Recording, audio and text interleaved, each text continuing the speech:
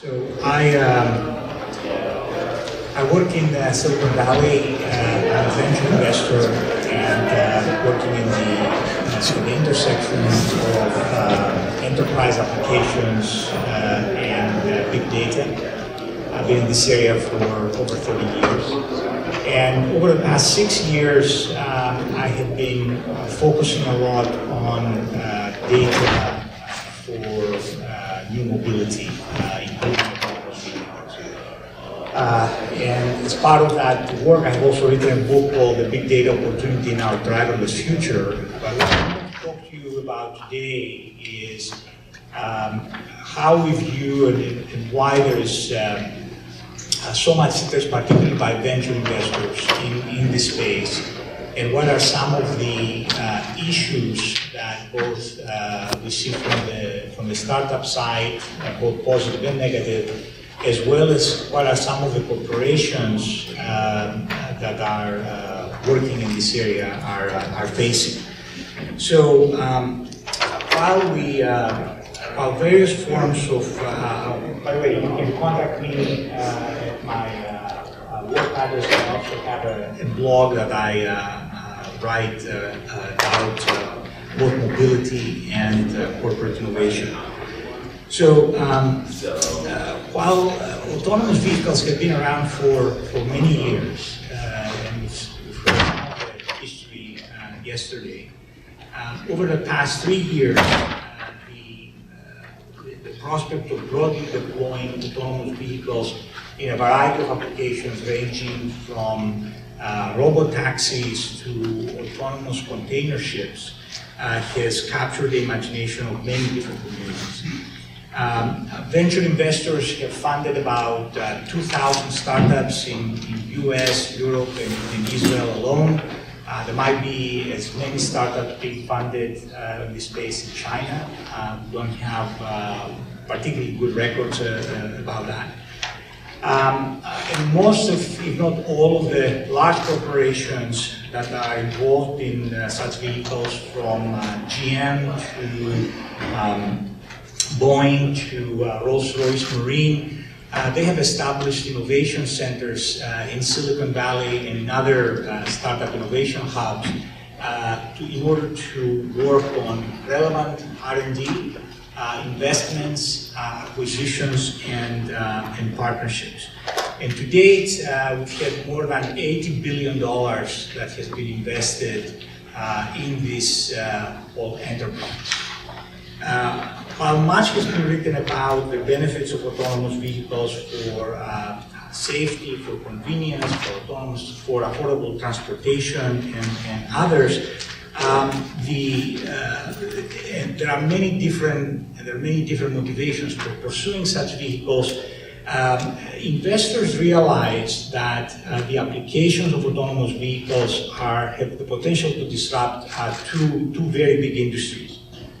So the first is the automotive industry, which is a $2.4 trillion a year industry, growing about 3.5% a year. And in that industry, by the way, this number include cars, light trucks, and heavy trucks. And the logistics industry, which is today $8.1 trillion a year globally, growing at about 6.5% year over year. And that number will include every mode of logistics, from trucking to trains and ships. Now, autonomous vehicles will cause shifts that will reshape the consumer transportation industry. And again, from a venture perspective, for the past couple of years, we've been spending, you probably know, a lot more time on consumer transportation than logistics. So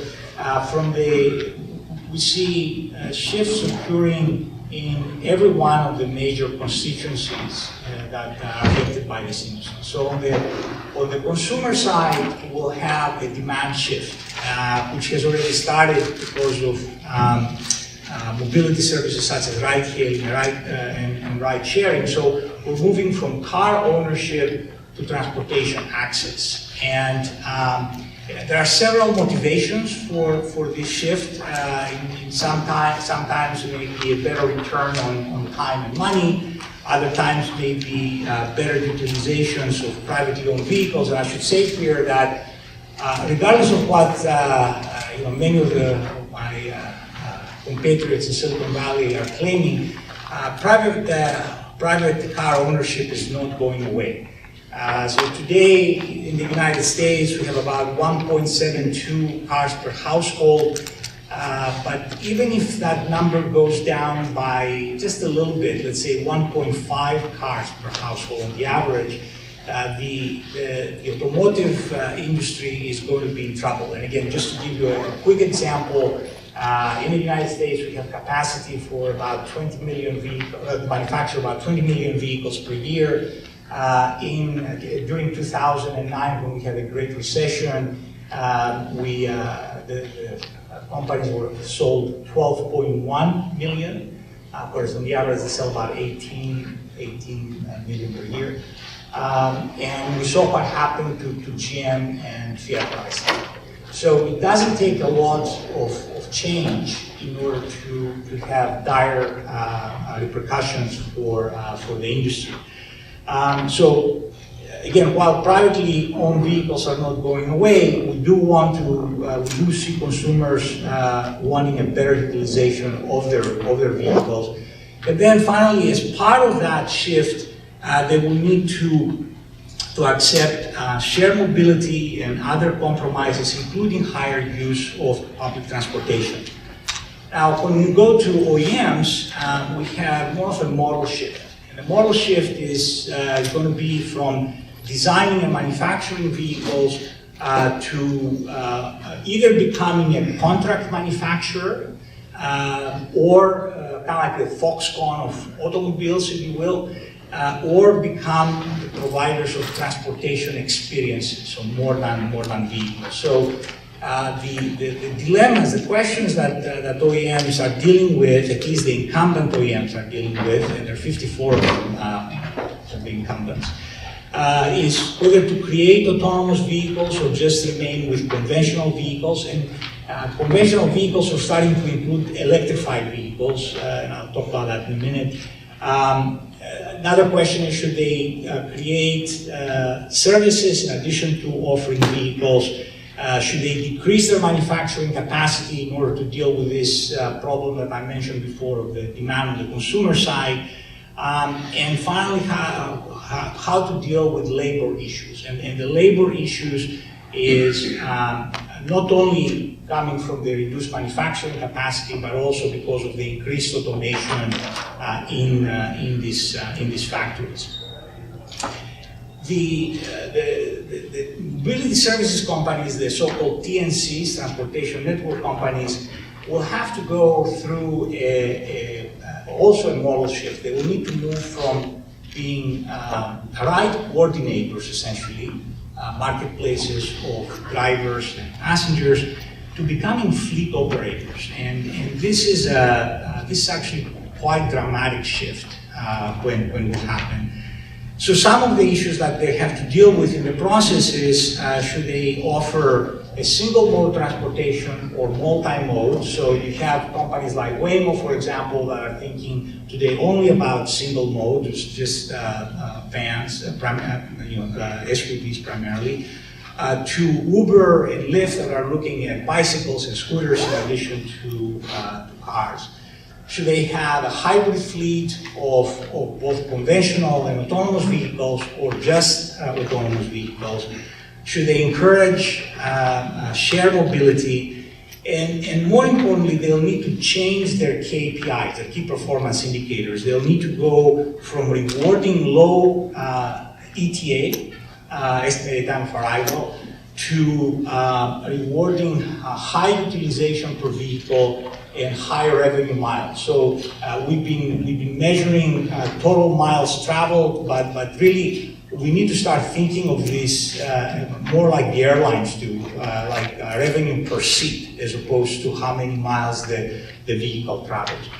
And then finally, the government will need to go through a shift from less control to more control of the overall transportation space to deal with congestion, safety, pollution, instrumentation of the transportation infrastructure and what to do with the data that's collected from that instrumentation, determine what will be the role of the public transportation and what will be the role of the government in that, how to utilize real estate, including maybe how to charge differently for parking, and finally maybe even starting to have influence on how vehicles are designed. Autonomous vehicles will also have a similar set of shifts to the logistics industry, even though admittedly I have not spent as much time in this area. I'm just now starting to delve into it. But again, OEMs, there aren't as many trucking OEMs.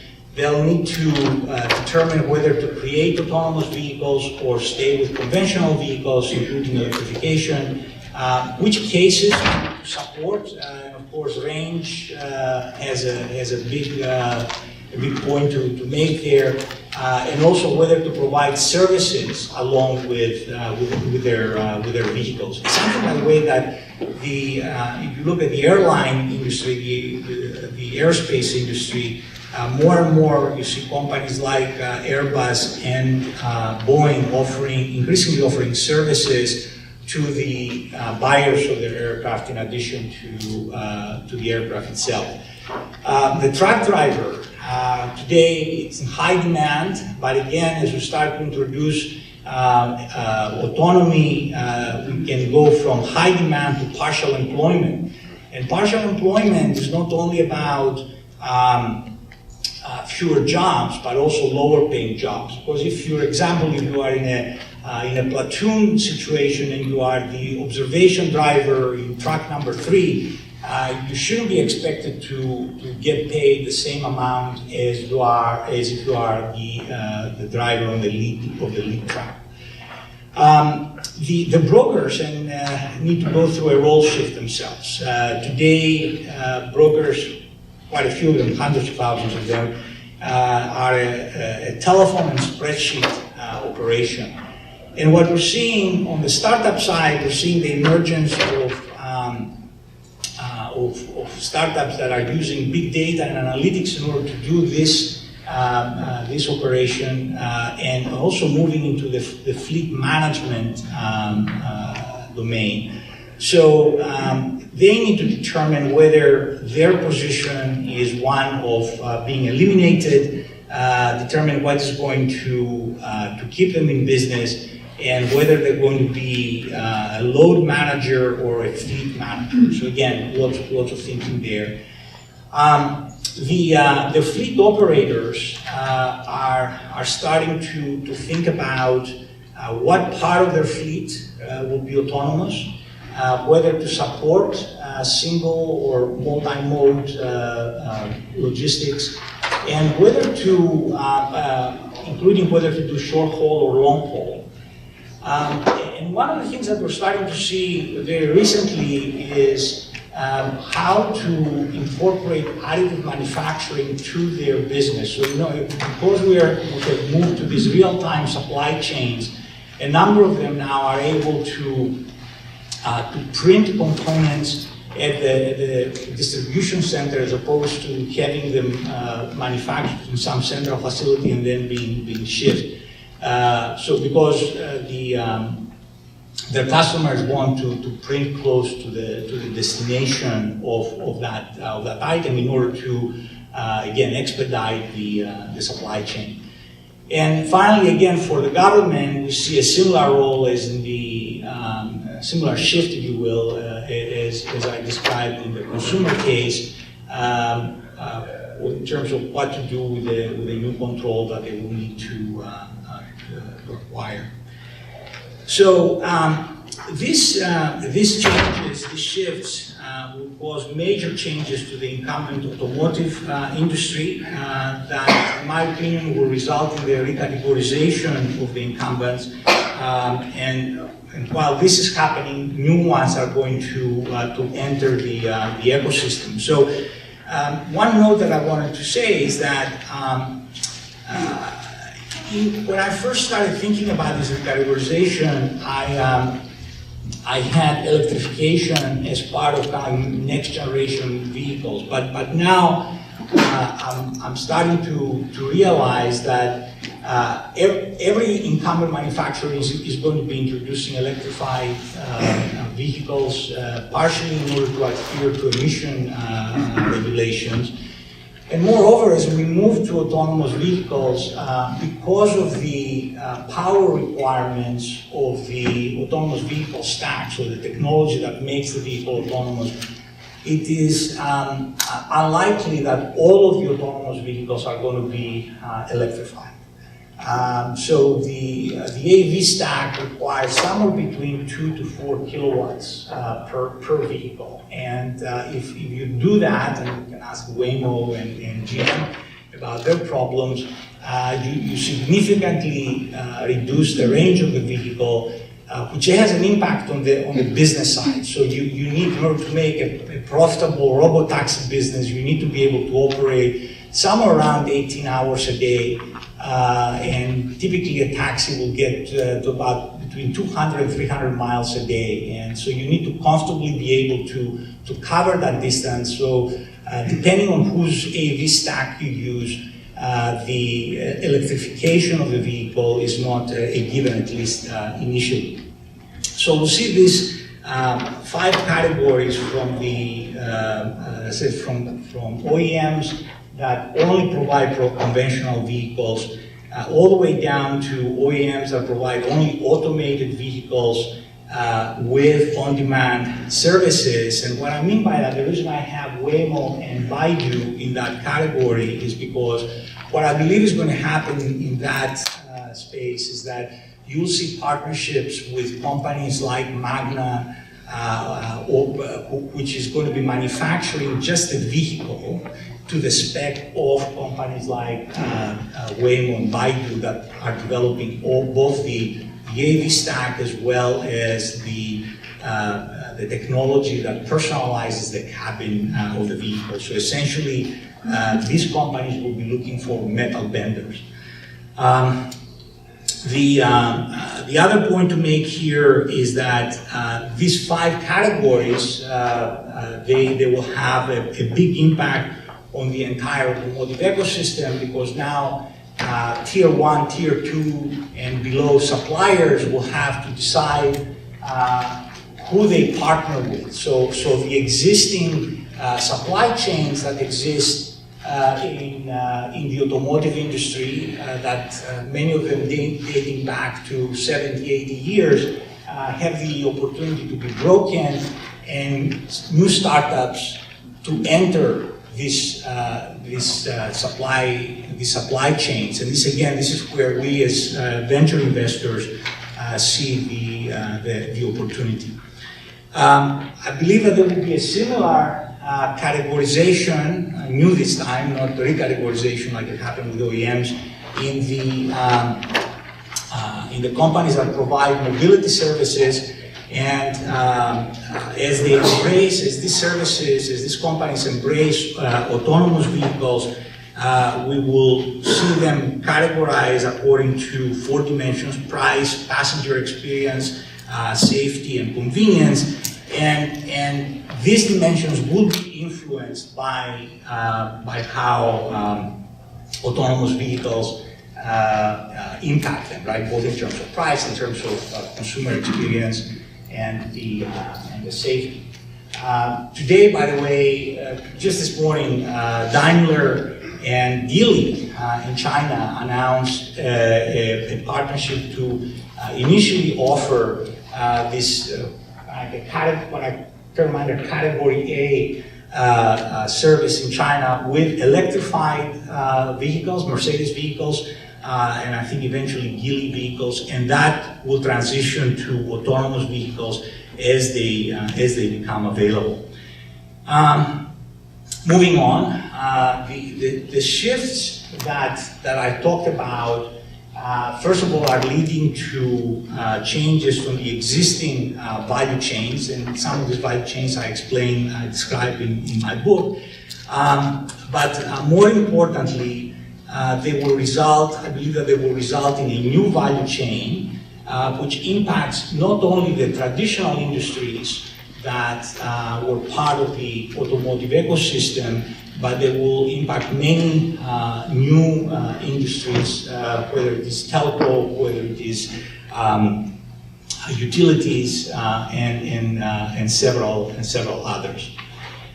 So, what are the implications of all this? And I see highest impact in three constituencies: the automotive industry incumbents, the fleet operators, and the investors. So, on the automotive industry incumbents, the first problem has to do with how their culture will adopt and accept this new set of technologies that are being introduced, and whether they will be able to, because of these technologies, to execute on that shift that I talked about earlier. I'll give you a quick anecdote. About a year and a half ago, the CTO of BMW came out and said BMW is going to hire 10,000 data scientists. So I do quite a bit of work with them, so I called him up and I said, well, where is BMW going to find 10,000 data scientists when many other industries that are a lot closer to data analysis, they cannot find them, or they have a hard time hiring people? And I said, moreover, let's assume that you find them. Why do you think they will want to come to work for BMW? And I said, but we are BMW, right? And he failed to understand that the stellar reputation that they have among mechanical engineers, many of whom want to go work for BMW if they want to enter the automotive industry, computer scientists, that's not the first brand they have in mind. If they want to work in the automotive industry, they'll more likely go work for Tesla or Waymo, as opposed to wanting to work for BMW. So this kind of culture delta is going to be an issue. The second one, again, earlier I opened my talk by saying that $8 billion has been invested to date. But as time goes on, I think the automotive industry, the incumbents, are starting to realize that they have a lot of other priorities that they need to slot autonomous vehicles in these priorities. So you have to deal with emissions and the electrification, which has an impact on the emissions. You have to deal with the overall automation and the new value chain that's being created. You have to deal with China, particularly now that tariffs are starting to creep in, as well as Europe. So this is starting to figure quite importantly in them, and gets to the third point, which is cost, right? So they're starting to realize that getting to the type of, let's call it level 4 autonomy, that will allow them to participate in these new business models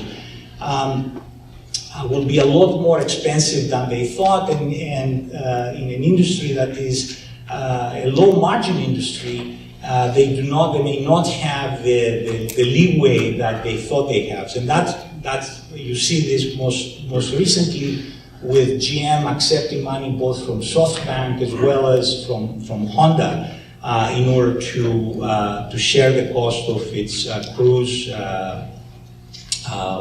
Cruise division. And so far they haven't even thought about issues such as how do you provide customer service in an autonomous vehicle that has broken down? So setting up teleoperation centers, for example, or how do you deal with liability? The insurance industry still has a lot of questions about that. The second constituency has to do with fleet operators, and the issue there is which model to adopt. There are a variety of models that are being tested, and I believe that you'll start even seeing combinations of these models. So so in the consumer transportation, you adopt like the so-called Southwest Airlines model, like a single type of aircraft, shorter haul rides, or United Airlines, which has multiple types of aircraft, and along with its partners, they have a more global network. On the logistics side, do you become a UPS or do you become a Union Pacific? Again, single mode logistics. And the second issue is, can the business model scale in just the geofence areas where we can operate? Finally, the investors will have to deal with what will be the cost to participate in this operation, what will be the cost to disrupt, which in this industry, what will be the time to create scale market impact, and the time to exit, which figures out very prominently. And finally, I believe that the overfunding that we have given is going to lead to consolidation. So in conclusion, I think that the mobility is causing fundamental shifts. The OEMs and the TNCs will be reevaluated and be recategorized. We will create new value chains that will impact a broad set of industries, and the incumbents will need to create new ecosystems that utilize startups as well as create new models for dealing with this type of mobility. So thank you very much.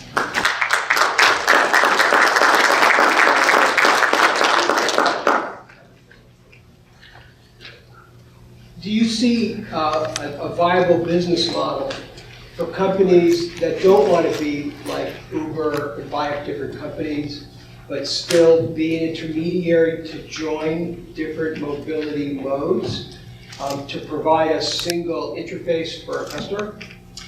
I think there will be, we will see this, some of these models being much more geographically focused as opposed to the kind of global domination as they started. I think ultimately, as these forces come together, as governments start to exert more power, as the cost of operating becomes higher, as complaints continue to rise, I think these companies that we have today, even the very large companies that we have in the TNC space, they will need to make some serious decisions. And I think we're already starting to see some of that. I mean, if you look at Grab, for example, it's starting to move away from the idea of TNC to now saying we are a super application for the consumer. Right? We're dealing with payments, we're dealing with a bunch of other types of transactions. More questions? There's a big difference in the traditional OEM model, which works today, which is actually profitable, versus the model that Uber and other TNCs have, that Wall Street and the Valley seems to love, which is clearly unprofitable. So I guess the question is, if in fact Uber goes public or Lyft goes public, or there's some kind of market correction, how viable do you think that model is long term? That's a very good question, and for me, and I've written about this elsewhere, that the model of the very large TNCs, which has developed primarily because of the low cost of capital, will need to be reevaluated. And I think, frankly, autonomous vehicles can play a role here because they will reduce certain of their costs. They will allow TNCs to have better control of their overall operation, but they will also need to decide where they operate. And whereas today, because of the abundance of capital, that decision was had a relatively low barrier to entry, right? They say, okay, great, as long as we'll send a small team to Timbuktu, and as long as we can recruit drivers and later passengers, we're in good shape because there's a lot of money coming in, there's a lot of demand. Once that spigot starts tightening, I think there's time for some serious thinking. I don't think, by the way, the IPO is going to save them, given their burn rate. So I'm sorry, but we are running out of time, so I'd like to